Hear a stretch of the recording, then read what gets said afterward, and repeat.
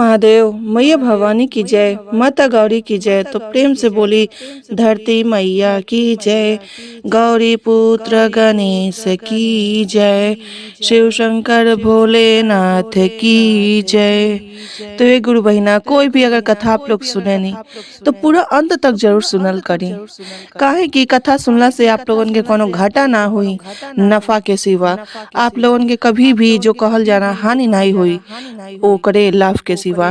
तेईस कोनो कथा अगर अंत तक सुनम तो आपके बुद्धि ज्ञान बढ़ी, और कोई भी कथा से बुद्धि ज्ञान और ओकर जो रहस्य गुण होला उ आदमी जान पावेला। यही से पूरा अंत तक कथा के जरूर सुने के चाहिए और समझे के चाहिए। तो अगर आप लोगन के हमार कथा पसंद आवे, चैनल के लाइक और सब्सक्राइब जरूर करम, और ज्यादा से ज्यादा शेयर भी करम। आ कमेंट बॉक्स में जो कहल जाला आप लोगन कहाँ से देखा तनी और कहाँ से आप लोग बानी जरूर बताई। हर हर महादेव जरूर लिखम। आज जो कथा लेकर हम आयल बानी ओ कथा के सुन के आप लोगन एकदम जो कहल जाला भगवान कितना बड़ा बाने, अब भगवान से बड़ा केहू नहीं खे, ये केहू जानेला नहीं, लेकिन सब केहू जानत हुए भी अनदेखा जरूर कर देवेला लोग। यही से एक कथा के पूरा अंत तक जरूर सुनम। तो एक राजा एक रानी रहल लोग, एक राजा और एक रानी रहल लोग, उनके लगे कोनो चीज के कमी ना रहल, बहुत धन दौलत रहल। लेकिन तब जो राजा रहने चाहे रानी रहली, कबो एक एक जो बोलल जाला अपने अन्न धन में से एको मुट्ठी चावल या एको अन्न नहीं देले रहल लोग दान में। लेकिन जो रानी रहली उहो राजा के साथ साथ कबो दान पुण्य कभी ना करे। लेकिन जो भगवान के भक्ति ऐसा हवे कि केहू नहीं चाहे तब्बो वो भक्ति में रम जाला। अगर आप हरे कृष्णा हरे रामा कहीं भी आप लोग कीर्तन सुनेनी तो वहाँ ऐसा मन होला कि आदमी वहाँ बैठ जा, वहाँ बैठ के सुने, झूम जाला, एकदम मगन हो जाला भगवान के भक्ति में। वही तरह रानी जब शिव चर्चा कथा अगल बगल कहीं भी गांव में उनके कान में कहीं भी सुनाई दे कि वहाँ शिव चर्चा कथा होता, शिव चर्चा भजन होता, तो रानी एकदम वो शिव चर्चा कथा में भजन में अपने महल में रहत हुए एकदम झूमे लगे, गावे लगे और कथा सुने लगे। वही तरह से करत करत एक दिन बीतल, 2 दिन बीतल। वो कहली कि चल राजा साहब जब चल जाए तब हम ये कथा और भजन सुने जाए। काहे कि राजा के रहते जैती तो राजा कबो जाए ना देता चर्चा भजन में, और राजा के गैला के यानी कि कहीं चल जा काम काज पे देखे सुने तो रानी धीरे से निकल जा शिव चर्चा कथा सुने, भजन सुने। यही तरह करत करत बहुत दिन बीतल। देखत रहली कि सब के दान पुण्य करता, हम तो एको चीज नहीं दान पुण्य करत, और सब केहू कहे कि देखा न हमन के इतना गरीब बानी के तो हमन के एक मुट्ठी चाउरो ला के दान में दे देवे नी के बाबा के।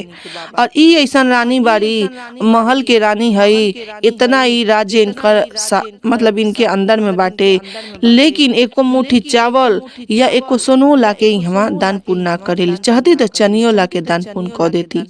अब मेहरारू अपने बतिया में सब, लेकिन रानी से केहू डरन ना कहे के कुछ भी कि राजा के पता चल जाई तो राजा हमन के फांसी पे चढ़ा दिए। यही तरह करत करत कुछ दिन बीतल। रानी के भी मन में श्रद्धा जागल कि हमहू चलता निदान पुण्य करम, लेकिन कैसे करी, सब राजा के कमाई हवे, सब राजा के कल धैल हवे, उमें से एको रुपया अगर हम खर्चा कर देम, दान पुण्य कर देम, केहू अगर कहू दी चाहे राजा हमसे पूछिए कि कहाँ देहलू है तो का से का हो जाए, डरन बेचारी कोनो दान पुण्य ना करे। यही तरह से कुछ समय फिर बीतत गईल और चर्चा कथा सुने आमे, लेकिन रोज मन में उनके श्रद्धा रहे कि आज हम दान करम। लेकिन जब निकले घर से तो ये सोच के ना कुछ जा कि राजा कहीं उनके पता चल जाए कि हम 1 रुपया दान दे देले बानी तो न जाने का से कहाँ हमके पहुँचा दिए। यही तरह करत करत कुछ समय बीत गईल। तो एक दिन रानी सोचली आज चाहे कुछ भी होखे हम आज दान जरूर करम। का कैली, एक बक्सा में से जेमे सोना चांदी बहुत सारा धन रखल रहल, जेवर रखल रहल, तो उमे से का कैली, एगो में से हाथी निकलली जो सोने के राजा साहब बनावले रहने, कई ठो बना के धैले रहने, लेकिन एगो उनमें उनके हाथी पसंद आयल कि चला ये हाथी के हम लेके यहाँ से उठतनी। ऊ बेचारी का कैली, वहाँ से ऊ हाथी जौन रहल बक्सा में से निकलली, बक्सा बंद क के धीरे से हाथी के वहाँ से लेके उठ के आ जाके अपने महल में छुपा देली।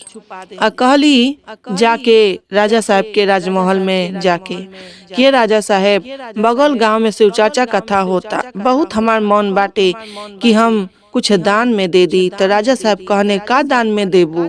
तो कहत का बाड़ी कि ऐसन बात बाटे, सब कुछ तो आपे के कोयल धइल है, कहीं आप रिसिया न जाए, यही से हम मट्टी के हम का कैले बानी, हाथी बना के धइले बानी। अब ओकरे बाद से राजा साहब कहने ठीक है, मटिए न है, कौन सोना चांदी नाइन है, जा तू हाथी दान में दे दियो। का कैली, अपने महल में अली रानी, हाथी के ऊपर मट्टी लाके वो अपने मतलब बागान में से मंगा के अपने मालिन से का कैली कि ऊपर मट्टी चढ़ा देली। मट्टी चढ़ा के वो हाथी के खूब बढ़िया से सुखा उखा के लेके गईली राजा के दिखौली कि देखी राजा साहब, ये हवे हाथी, जो मट्टी के हाथी हवे हम बनौले बानी। ऊ हाथी के देख के राजा साहब बहुत खुश भइने, कहने बड़ा अच्छा बाटे, बहुत सुंदर बनौले बाड़ू, ले जा तू एके दान में दे दियो।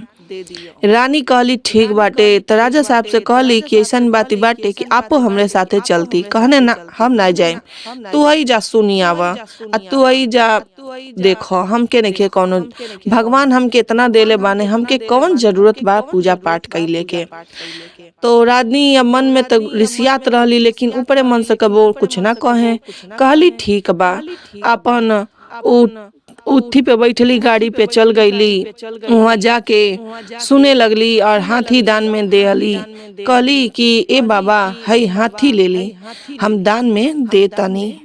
वहाँ जे पंडित चर्चा कहत रहने, वो हाथी ले लेने दान में, उनका नाम से सब गोत्र बोल के दान में रख देने।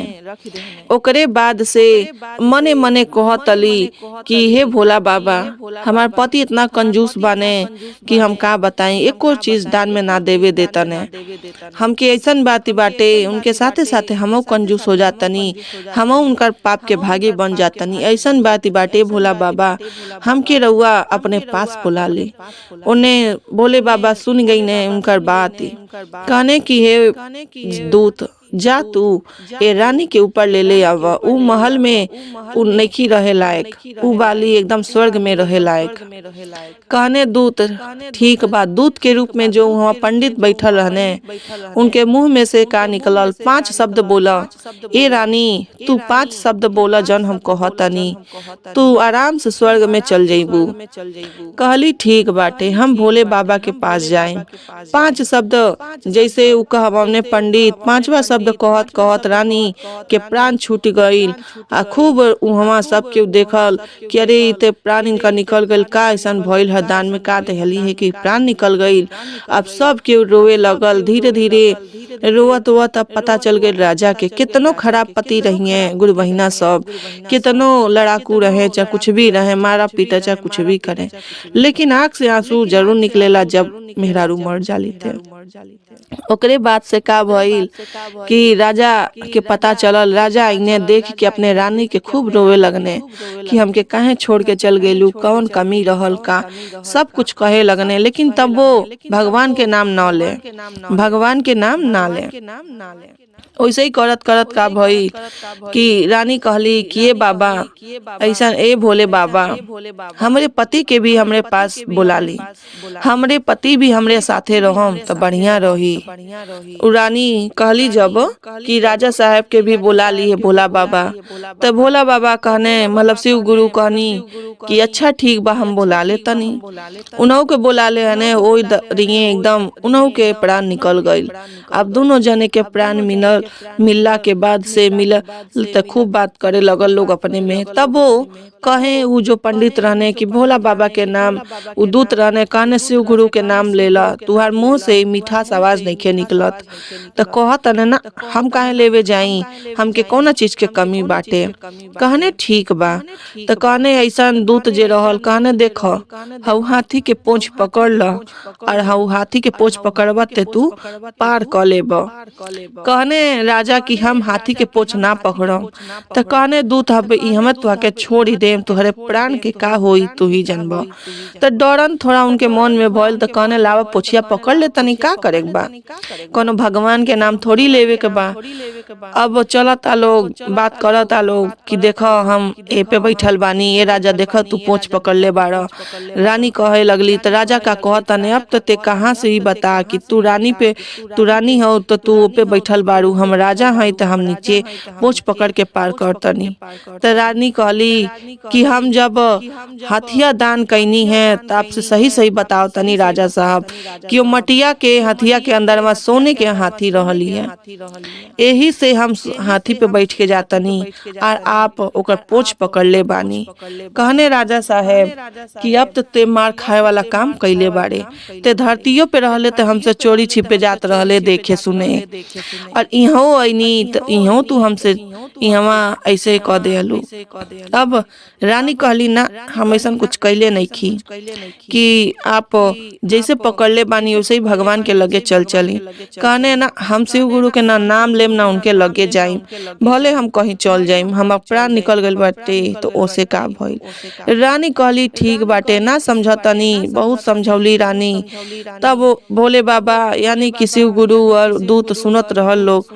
भोले बाबा कहनी कि अब ऐसा बाती बाटे कि पोछिया काटी दो, पोछिया काटी दो। दूत का कहने पोछिया काटी देने। अब उ लगने नीचे गिरे पोछ पकड़ के, तो उनके मन में आइल कि चलो एक बार नाम ले ली, नहीं तो हम नीचे न जाने कहाँ से कहाँ भटकत रहम। अब का कहने लास्ट समय में उ जो राजा रहने शिव गुरु के नाम लेने और कहने ओम नमः शिवाय। जब ओम नमः शिवाय कहने शिव गुरु कहने कि अरे रोक लो, बहुत मीठा शब्द में राजा कहले बाने ओम नमः शिवाय, इतना मीठा शब्द तो केहू नामे ना ले ले हुई। अब वही पे दूत कहने अरे राजा जो बाबा रहने शिव गुरु कहने रोक ला, दूत फटाक दे उनके पकड़ लेने और कहने कि अब कबो भूल ना करिया। राजा साहब कहने अब कबो ना भूल करम। 23 कहल जाला गुरु बहिना सब कि कभी भी भगवान के अनादर ना करे के चाहिए, हमेशा उनका नाम के भजन करे के चाहिए। अरे चाहे सुतत उठत बैठत गावत कहीं भी रहे आदमी भगवान के नाम जरूर लेवे के चाहिए। भगवान के नाम लेले से जो कहल जाला पार घाट लग जाला, चाहे कैसनो दुख कष्ट होला कट जाला। तो अगर आप लोगन के हमार कथा पसंद आयल होगा तो चैनल के लाइक और सब्सक्राइब जरूर करम और ज्यादा से ज्यादा शेयर भी। और कमेंट बॉक्स में हर हर महादेव जरूर लिखम। आप लोग कहाँ से सुनत तनी हमार कथा जरूर बताएं।